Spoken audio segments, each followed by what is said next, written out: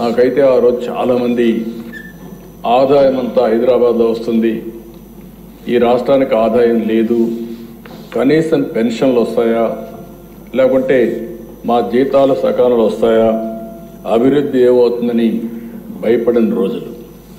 అయితే ఆ దిశ 2014లో మళ్ళీ ఆ రోజు ఎన్డీఏ బీజేపీ తెలుగుదేశం కలిసి పోటీ చేశాం.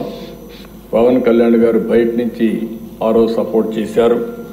అక్కడి నుంచి మళ్ళీ ప్రజల సహకారం తీసుకున్నాం, అనుభవాన్నంతా కూడా ఉపయోగించాం, సమర్థవంతమైన నాయకత్వాన్ని ఇచ్చాం.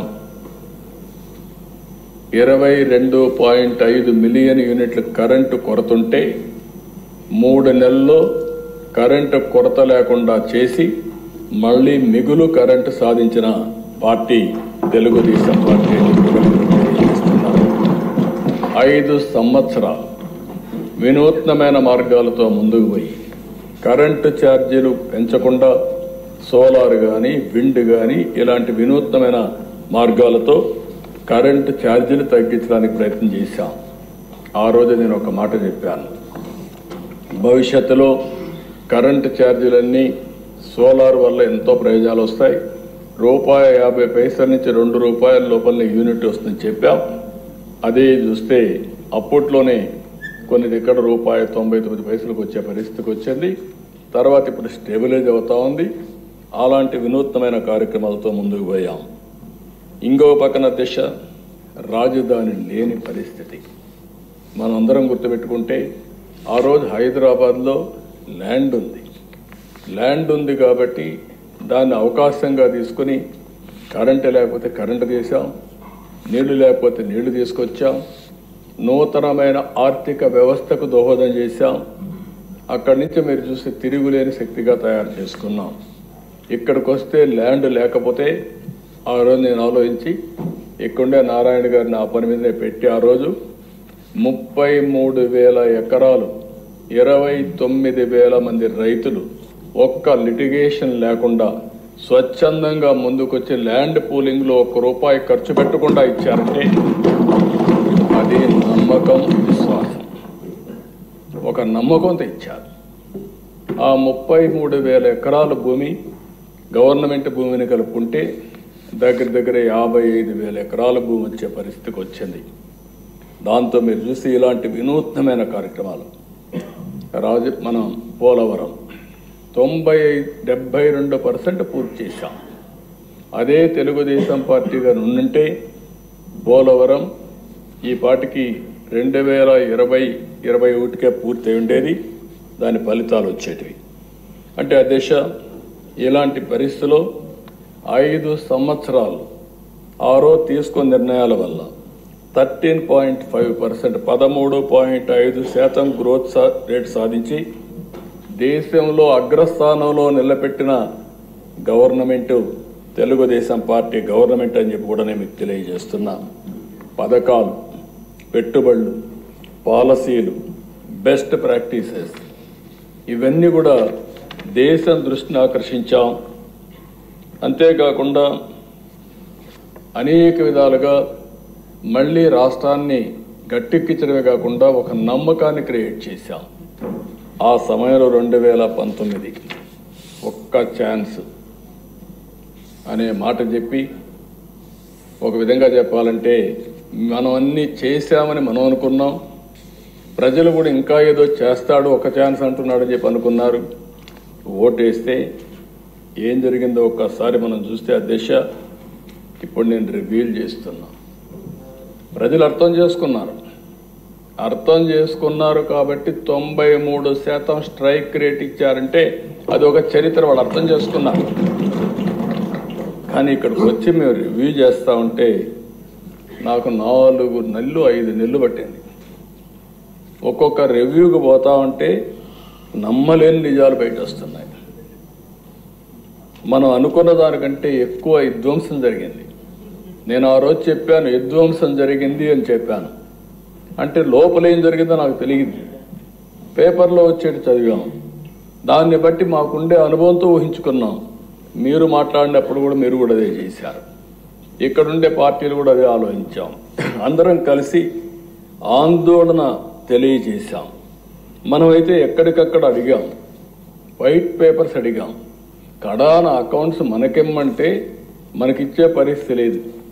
గవర్నమెంట్ జీవోలు, ఆన్లైన్లో ఉండే జీవోలు కూడా పెట్టకుండా చేసే పరిస్థితికి వచ్చారు.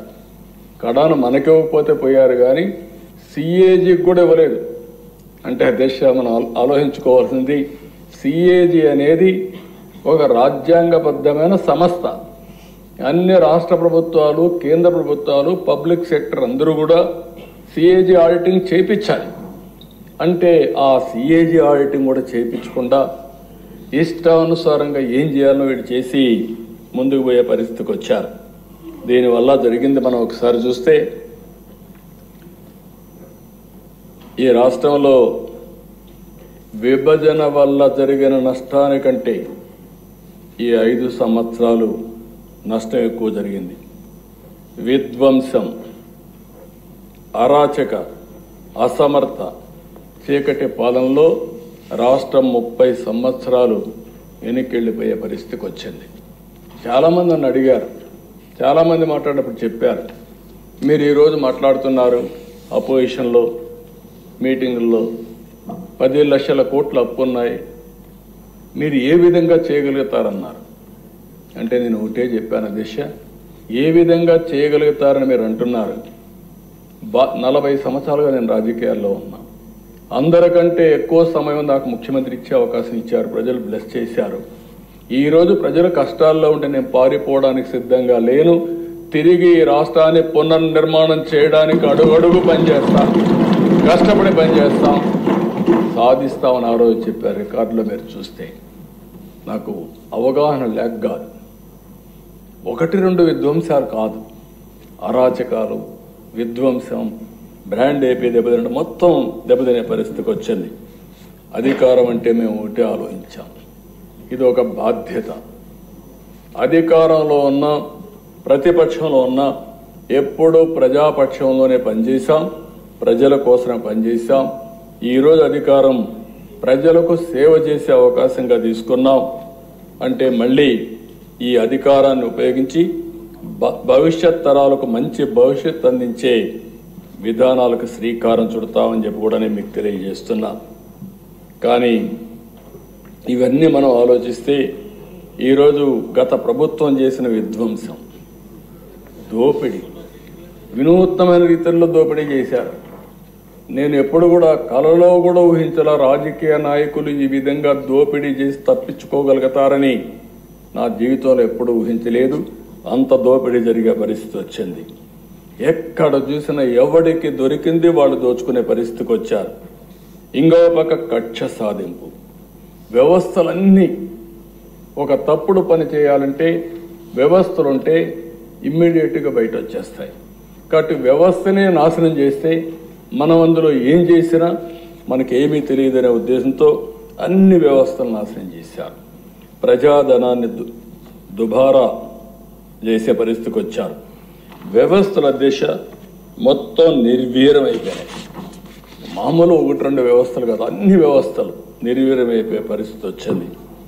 5 ఏళ్ల పాలనలో వాళ్ళు చేసిన తప్పులు, అప్పులు, పాపాలు, నేరాలు రాష్ట్రానికి శాపంగా మారాయి. ఆ రంగం ఈ రంగం అని కాదు, ఏ శాఖలో చూసినా సర్వం అస్తవ్యస్తం చేశారు. అసమర్థ పాలన, అభివృద్ధి నిరోధక నిర్ణయాలు, ప్రజా సంపద దోపిడీ, పన్నుల బాధుడు, స్కాముల కోసమే స్కీములు, అస్తవ్యస్త ఆర్థిక నిర్వహణలో రాష్ట్ర చరిత్రలో ఎప్పుడూ జరగనటువంటి నష్టం జరిగింది. ఒక ఉదాహరణకు ఒక 10 విషయాలు మాత్రం మీ దృష్టికి తీసుకొస్తున్నా, రాష్ట్ర ప్రజల దృష్టికి తీసుకొస్తున్నా. రాష్ట్ర రాజధాని నిర్మాణం నిలిపేశారు, బ్రాండ్ని నిర్వీర్యం చేశారు. ఆ రోజు ప్రపంచం అంతా చర్చించారు, అమరావతి ఒక కొత్త నగరం వస్తూ ఉంది, ఈ దేశానికి కొత్త నగరాలు అవసరం, అలాంటి నగరాలకు అవసరం అమరావతి వచ్చినప్పుడు ఇది ప్రపంచంలోనే ఒక మేటైన నగరంగా తయారవుతుందని చెప్పి అందరూ ఆశించే పరిస్థితికి వచ్చారు. ₹1 ఖర్చు పెట్టాల్సిన అవసరం లేదు. కానీ ఏం చెప్పారా, దేశం 1,00,000 కోట్లు కావాలి, ఎక్కడ డబ్బులు ఉన్నాయన్నారు. నేను ఆ రోజు కూడా చెప్పాను, ఈ ప్రాజెక్టు డబ్బుల కంటే కూడా సెల్ఫ్ ఫైనాన్సింగ్ ప్రాజెక్ట్ ఇది. అక్కడ 10,000 ఎకరాలు దగ్గర భూమి ఉంది.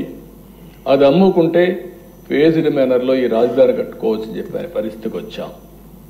వినకుండా చేసే పరిస్థితికి వచ్చారు. జీవనాడి పోలవరాన్ని ఎన్నోసార్లు చెప్పాను. ఆంధ్రప్రదేశ్ జీవనాడి పోలవరం పూర్తి చేసుకుని నదుల అనుసంధానం చేయగలిగితే ఈ రాష్ట్రానికి